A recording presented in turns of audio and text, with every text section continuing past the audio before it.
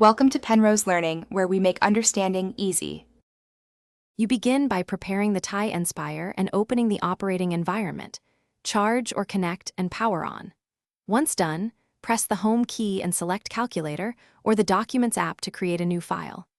Make sure you choose the right mode, Calculator for numeric work, CAS for symbolic algebra, because mode changes how commands and results behave.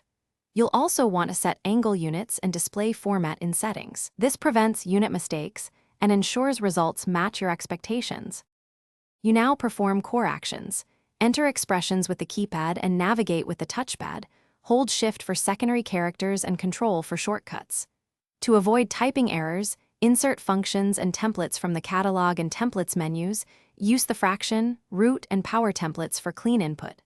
Once you have expressions, create multiple pages in a document. Add calculator, graph, and notes pages, and link variables so results flow between pages.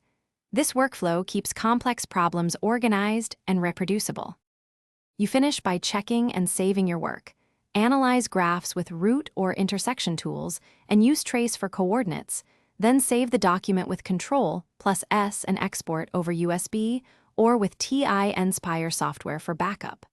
Make sure to annotate results on a notes page so reasoning stays clear. If the calculator freezes, try a soft reset first. If unresponsive, perform a hard reset, but know this clears unsaved files. So back up regularly to avoid data loss. Thanks for watching. If this was helpful, leave a like and consider subscribing. See you next time.